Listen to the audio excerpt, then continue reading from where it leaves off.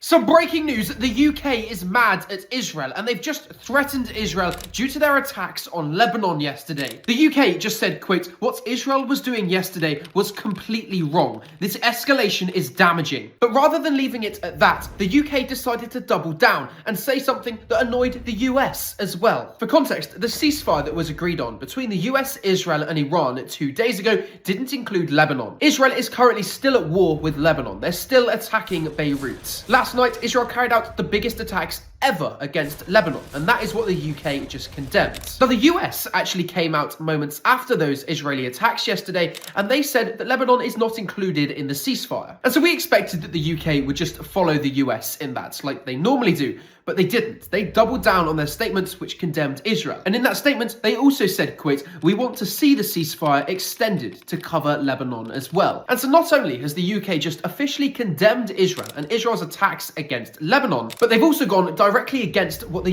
US said is happening. Now, for context, Polymarket predicts there's still only a 41% chance that there's a ceasefire between Lebanon and Israel by the end of the month. The chance is continuing to drop as Israel continues their attacks and countries like the US allow it to happen. And so the UK coming out and condemning Israel for their attacks against Lebanon and doing the opposite of what the US wants, even though it's a big deal, it isn't going to affect much. This appears to be the UK just trying to distance themselves from the US and Israel's war in the Middle East. They want nothing to do with it, and they're condemning things which are just killing civilians. Israel killed over 100 civilians in under 10 minutes yesterday in Beirut. And so it's understandable why the UK doesn't want to associate themselves with that and why they're going to condemn that. Not to mention the fact that Iran is on the verge of going back to war with Israel because of it. There's a big risk here of the war restarting because of the attacks against Lebanon, and so the UK here really is just calling for peace. But still, it's a big deal that the UK has now officially condemned Israel because that's something that they don't normally do. And so leave me a follow because this is something that really could escalate, and we're going to get a lot more information over the next week about this ceasefire. So